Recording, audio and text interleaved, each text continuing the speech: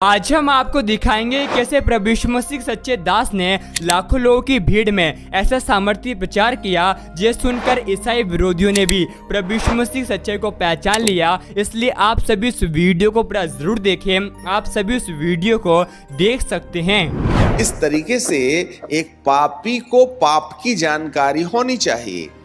और आज सबसे बड़ी समस्या यह है कि याजक लोग पापियों को पाप की जानकारी देते ही नहीं। चलेगा बीवी के साथ पड़ोसन पे भी मजाक चलेगा, बीड़ी भी चलेगी, बॉयफ्रेंड भी चलेगा।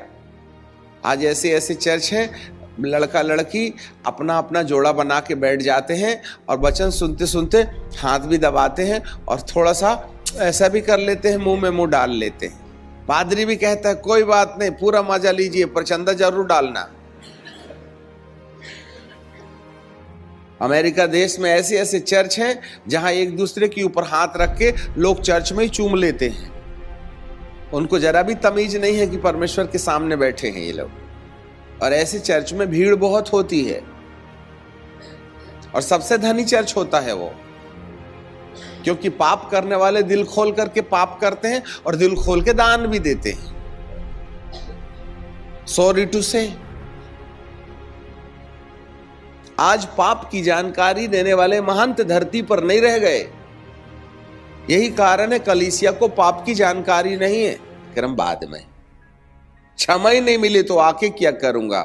ऑलरेडी मेरे बैठने की जगह में बिल्ली की चिचरी है, मैं नहीं बैठता, उससे मेरा गाउन खराब हो जाएगा। अरे वीडियो मसीह हो, अपने दिल में यीशु को पुकारोगे, तुम्हारे गंदे सिंहासन में बैठेगा क्या?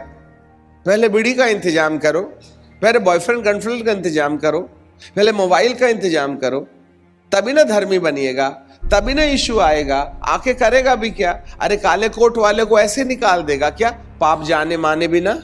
आज बहुत से लोग परमेश्वर को खोज रहे हैं, बीमारी जानते ही नहीं। एक डॉक्टर साहब बैठे थे, ये बीमार गया और कहने लगा डॉक्टर साहब अच्छा नहीं लग रहा है। बोले क्या? बीमारी आ गई है। कौन सी बीमारी? बीमारी हो गई, अच्छा नहीं लग रहा है। पता नहीं अच्छा नहीं लग रहा है। अरे तो तुमको समस्या क्या हो रही है? अब मैं क्या बता दूं, तुम्हारे पास 1760 प्रकार की मशीन है, तुम ही लगा के चेक कर लो, मेरे को अच्छा नहीं लग रहा है, मेरे को क्या हो। अरे तो क्या दुख रहा है? पेट दुख रहा, कि कमर दुख रहा, कि सिर दुख रहा, कि चक्कर आ रहा, कि उल्टी जैसा लग रहा, क्या? डॉक्टर साहब कुछ समझ में नहीं आ रहा है, पर अच्छा नहीं लग रहा है।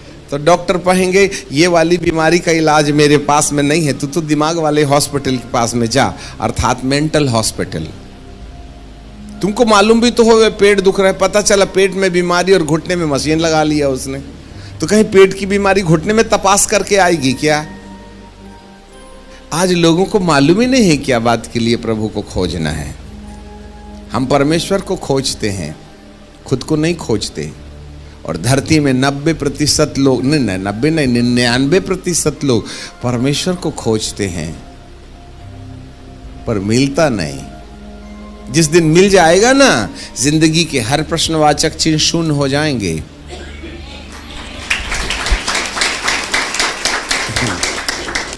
प्रभु कहते हैं जब तक यहोवा मिल सकता है तब तक उसकी खोज में रहो। और प्रभु यीशु मसीह कहते हैं मैं खोए हुओं को ढूंढने आता। हम उसको खोजते, वो हमको खोजता। पता चलता अपन खोजते खोजते ऊपर गए और वो हमको खोजते खोजते धरती पर आया, और जंक्शन में मुलाकात नहीं हुई तो वो हमको धरती में खोजते रहे, हम आकाश में खोजते रहे। जब तक यहोवा मिल सकता है उसको खोजो। अब वो हमको खोज रहा है, हम उसको खोज रहे हैं, तो खो कौन गया है? वो हमको खोजे, हम उसको खोजें, वो हमको ढूंढे, हम उसको ढूंढे, तो खो कौन गया भाई साहब? वो कि हम? वो नहीं खोया है, वो तो हमको खोजने के लिए देह बन के आ गया। यही तो तीसरा सत्य है ना। तीसरा सत्य हमको खोजने आया है, और हमारी खोज उसको उस समय हो जाती है जब तुम खुद को पा लेते हो। जिसको मैं मिल गया उसको प्रभु मिल जाते हैं, जिसको प्रभु मिल जाता है उसको पिता भी मिल जाते हैं। यदि हम खुद को नहीं पा पाए कि हम हैं कौन, तो प्रभु कहाँ से मिलेगा? क्योंकि प्रभु की पहचान हमारी पहचान से शुरू होती है। ये लंगोट लगा के बर्फ में बैठे बेचारे खड़ेश्वर महाराज एक पैर में 6 साल से खड़े हैं, उनको भगवान मिला क्या? नहीं मिला। अनादि गुरु शंकराचार्य जी से किसी ने पूछा, स्वामी जी तुमको मोक्ष मिला क्या? बोले मोक्ष बड़ी कठिन चीज है, मैं ट्राई कर रहा हूं ढूंढने की। और उन्होंने अपने वक्तव्य में कहा, मोक्ष इतनी कठिन चीज है कि समुद्र के किनारे एक आदमी ने 5 feet by 5 feet by 5 feet का गड्ढा खोद लिया और चुल्लू से पानी उठाता और समुद्र में डाल करके क्या बोलता, दरिया खाली करूंगा और गड्ढे में भरूंगा, और वो भी सूरज डूबने से पहले। कहीं माथा खराब हुआ है? समुद्र 5 फीट के गड्ढे में समाएगा क्या? और वो भी चुल्लू से और सूरज डूबने के पहले से। जैसा समुद्र खाली करके 5 फीट के गड्ढे में डालना कठिन है, वैसा ही मोक्ष भी कठिन है। इसका मतलब है बाइबिल को छोड़ के और कोई मोक्ष की परिभाषा नहीं दे सकता। पर हम बाइबिल के खोजियों, परंतु कई बार हम जो बाइबिल के को खोजी हैं उनको भी तो कई बार नहीं मिलता है ना। जी हाँ मेरे प्रियो, परमेश्वर ने हमें बड़ी फुर्सत से बनाया है। हम दो दुनिया के संगम हैं। एक पद आज हम आपके लिए पढ़ना चाहते हैं और वो है 1 कोरिन्थियों की किताब और उसका 15 अध्याय और उसके 19 पद को। 1 Corinthians chapter 15 and verse 19 है। यहां लिखा है, यदि हम केवल इसी जीवन में मसीह से आशा रखते हैं तो हम सब मनुष्यों में अधिक अभागे हैं। हमारे पीछे बोलिए, यदि हम केवल इसी जीवन में मसीह से आशा रखते हैं तो हम सब मनुष्यों से अधिक अभागे हैं। अभागे मतलब जिसके भाग्य नहीं है। अभागे को क्या बोलते हैं? जिसकी किस्मत फूटी है। उर्दू में बोलते हैं लानत है उस इंसान पर। लानत को यदि हिंदी में ट्रांसलेट करें तो श्रापित है वह इंसान जो 70 बरस की जिंदगी के लिए रोटी कपड़ा मकान को आधार बना करके प्रभु को खोजे, उसको अभागा बोला है। अब थोड़ा सा चोट जरूर लगेगी क्योंकि हम आपका परमानेंट इलाज करना चाहते हैं ना। अरे इतने बड़े कैंसर के गुटरू में यदि तुमने आयोडेक्स और विक्स बाम लगाए तो क्या सुबह तक की ये फोड़ा कैंसर वाला बैठ जाएगा क्या? नहीं बालक। क्या चाहिए उसको? विक्स बाम नहीं चाहिए, चमीटा चाकू चाहिए। हाँ, चमीटा चाकू से यदि कैंसर का फोड़ा काट के निकाल लें तो जीवन शुरू हो सकता है। कुछ ऐसे ही आज हम कुछ ऐसी बातें आपको बताएंगे जिससे कि प्रभु आपकी जिंदगी की हर समस्याओं का एक स्थायी इलाज कर डाले।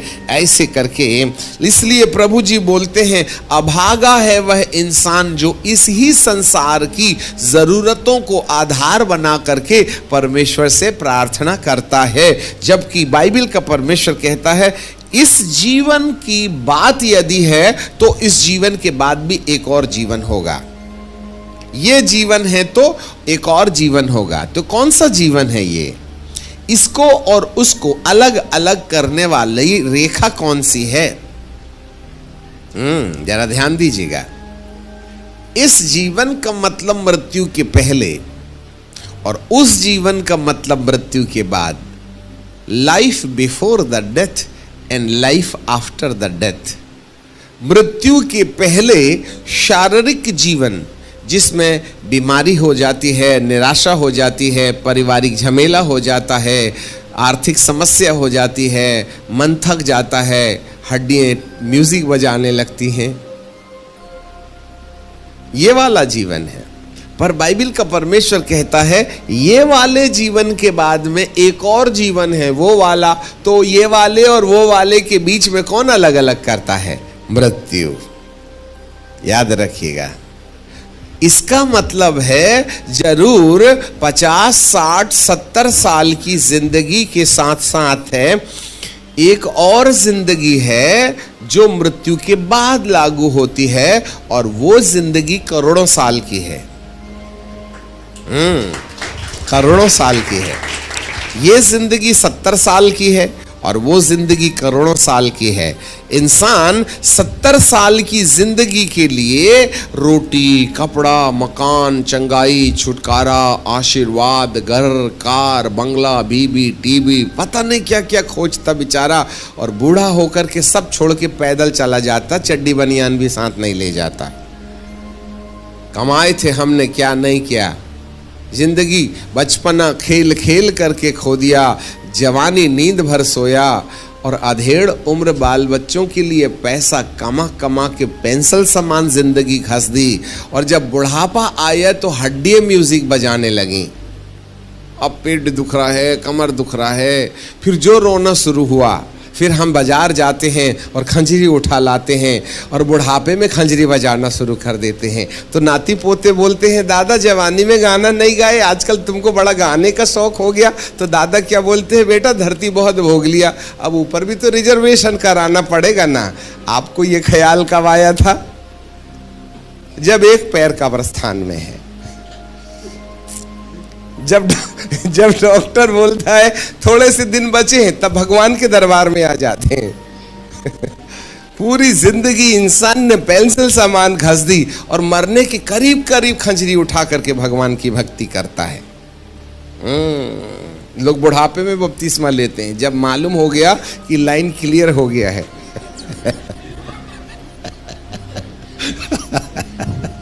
हालेलुया। तो ऐसे लोगों को तो अभागा ही न बोला है। तुम्हें बिल्कुल आखिरी में याद आती है कि एक और जिंदगी है। अभी तक हमको, जब तक नाती नतरे नहीं हुए थे ना, तब तक हमको लगता था जिंदगी यही है। शादी तो कर दी बेटे की, बेटा जल्दी से पोता दिखा दे। अब जैसे तैसे पोता, तो दादा क्या बोलता, वाह मजा आ गई, 50% काम ओवर। फिर वो बोलता है, मुझे बेटा एक पोती भी दिखा दे, बोले। तो पोती भी आ गई। तो फिर बुढ़ा बाबा क्या बोलते हैं, हे प्रभु अब सब देख लिया, तू तो अब अपने पास बुला ले। तो प्रभु कहते हैं, यही देखने पैदा हुआ था क्या?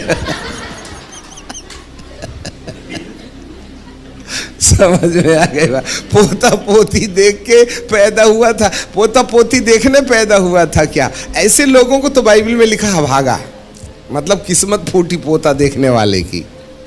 हमें मालूम ही नहीं हम पैदा किया बात के लिए हो गए। मेरा परमेश्वर हमको इस धरती के अंदर 6वें दिन बड़ी फुर्सत से इसलिए थोड़ी बनाया था कि पोता पोती देख के मर पड़ो तुम। चंगाई के ड्रम बजा रहे, आशीर्वाद का, नौकरी और चाकरी का। ठीक है, ये 70 बरस की जिंदगी में काम आता है, परंतु एक और जीवन है, उसके बारे में भी तो चिंता करो। मृत्यु के बाद वाले जीवन की भी तो चिंता कीजिएगा। और जिस समय मृत्यु के बाद वाले जीवन की चिंता में सफल हो गए ना, तो ये वाली चिंता के जितने भी प्रश्नवाचक चिन्ह हैं, बिना भगाए भाग लेंगे। जो अपनी जिंदगी में प्रभु परमेश्वर क्या बात के लिए धरती पर पैदा किया, हम कैसे परमेश्वर की इच्छा पूरी कर लें, यदि हम इसमें सफल हो गए, तो जितनी भी असफलता हमारे शारीरिक जीवन में है, चाहे बीमारी से जुड़ी हो, चाहे परिवार से जुड़ी हो, चाहे धन व्यापार से जुड़ी हो, चाहे नींद नहीं आने वाली समस्या हो, चाहे ये समस्या हो, वो समस्या हो, सारी समस्या जड़ पीड़ से उखड़ जाएगी। जड़ पीड़ से उखड़ जाएगी। इसलिए हम कहीं ना कहीं वो बात में वहां हम पहुंच जाएं जहां पहुंचने के बाद ये सारी समस्याओं का समाधान। आप सभी इस वीडियो को भी छोड़ के ना जाए, आप सभी इस वीडियो को पूरा जरूर देखें। जैसा कि आपने वीडियो में देखा कैसे प्रभु यीशु मसीह के दास ने सामर्थी प्रचार को किया और मसीह विरोधियों को जवाब दिया। और प्रभु यीशु मसीह का वचन कहता है, सत्य को तुम जानोगे और सत्य तुम्हें स्वतंत्र करेगा। आपको हम कहना चाहते हैं, जितने भी मसीह विरोधी हैं, जो कि आज प्रभु यीशु मसीह के नाम का विरोध करते हैं, उन सभी से हमारा प्रभु यीशु मसीह बहुत प्यार करता है, क्योंकि हमारा प्रभु यीशु मसीह इस संसार में धर्मियों को बचाने के लिए नहीं परंतु पापियों का उद्धार करने के लिए आया है। और यीशु मसीह का वचन कहता है, जो कोई प्रभु यीशु मसीह के नाम पर विश्वास करेगा वह कभी भी लज्जित ना होगा परंतु बहुतायत के जीवन को प्राप्त करेगा। और यीशु मसीह का वचन कहता है यूहन्ना 3:16 में, क्योंकि परमेश्वर ने जगत से ऐसा प्रेम रखा कि अपना एकलौता पुत्र दे दिया ताकि जो कोई उस पर विश्वास करे वह नाश ना हो परंतु अनंत जीवन को प्राप्त करे। और यीशु मसीह का वचन कहता है, क्योंकि परमेश्वर इस संसार के जगत के नीचों को और तुच्छों को जो है भी नहीं है उनको चुन लिया है ताकि जो हैं और घमंड करते हैं उन्हें लज्जित कर सके। यीशु मसीह का वचन कहता है विश्वास करने वाले के लिए सब कुछ हो सकता है। और यीशु मसीह का वचन कहता है जो मनुष्य से नहीं हो सकता वो परमेश्वर से हो सकता है, क्योंकि परमेश्वर से सब कुछ हो सकता है। इसलिए आप सभी विश्वास कीजिए, जितने भी मसीह विरोधी हैं जो कि आज प्रभु यीशु मसीह को नहीं पहचानते और यीशु मसीह के नाम का विरोध करते हैं, आने वाले दिनों में वो भी पौलुस के समान प्रभु यीशु मसीह के नाम का प्रचार करेंगे, क्योंकि यीशु मसीह का वचन कहता है ना तो बल से ना तो शक्ति से परंतु परमेश्वर की आत्मा के द्वारा होगा। प्रभु यीशु मसीह का वचन कहता है जितनों ने परमेश्वर के ऊपर दृष्टि की है उन्होंने उस अंधकार से छुटकारा को प्राप्त किया है। और यीशु मसीह का वचन कहता है हालेलुया, विश्वास करने वाले के लिए कुछ भी असंभव नहीं होगा। इसलिए आप सभी विश्वास कीजिए कि प्रभु यीशु मसीह भी आपकी प्रार्थनाओं का उत्तर आपको देंगे और यीशु मसीह के नाम से परमेश्वर आज आपके हालातों को बदलेंगे। और यीशु मसीह का वचन कहता है यूहन्ना 10:10 में, क्योंकि चोर और किसी काम के लिए नहीं परंतु चोरी करने, घात करने और नष्ट करने के लिए आता है, लेकिन हमारा प्रभु यीशु मसीह इस संसार में अनंत जीवन को और बहुतायत के जीवन को देने के लिए आया है। और यीशु मसीह का वचन कहता है, जैसा कि आप सभी जानते भी होंगे, एक समय पौलुस नामक एक व्यक्ति था जो कि प्रभु यीशु मसीह के नाम का बहुत विरोध करता था, लेकिन एक दिन वो सड़क के किनारे जा रहा था और प्रभु यीशु मसीह की ज्योति उसके जीवन के ऊपर आई। वो इतना बड़ा मसीह विरोधी था कि ईसाई मसीह लोगों को कूटता था, मारता था, लेकिन जब यीशु मसीह की कृपा उसकी जिंदगी पे आई वो परमेश्वर का बड़ा प्रचारक बन गया। उसी प्रकार आप नहीं जानते कि कौन सा ईसाई विरोधी कल बड़ा यीशु मसीह का परमेश्वर का दास बन जाएगा। इसलिए यीशु मसीह का वचन कहता है विश्वास करने वाले के लिए सब कुछ हो सकता है। और यीशु मसीह का वचन कहता है तुम अब सताने वालों को आशीष दो, जो तुमसे बैर करते हैं, जो तुमसे बुरा कहते हैं उनके लिए तुम प्रार्थना करो, क्योंकि ऐसा ही करने से हम अपने स्वर्गीय पिता की संतान ठहरेंगे। आपको वीडियो कैसा लगा आप हमें कमेंट में ज़रूर बताएं और आप इस वीडियो को एक व्यक्ति के साथ जरूर शेयर करें ताकि वह व्यक्ति आपकी तरह नरक की आग से बचाया जाए और वह व्यक्ति आपकी तरह प्रभु यीशु मसीह को पहचान सके। क्योंकि आज बहुत सारे लोग हैं जो कि अंधकार में जा रहे हैं और नरक की आग में जा रहे हैं क्योंकि वो सत्य को पहचानते नहीं, लेकिन वो जिस दिन यीशु मसीह को पहचानेंगे उसी दिन अंधकार से बचाए जाएंगे। ऐसा हमारा विश्वास है कि आपने इस वीडियो को एक व्यक्ति से शेयर कर दिया है। प्रभु यीशु मसीह आप सभी को बहुत आशीष दे।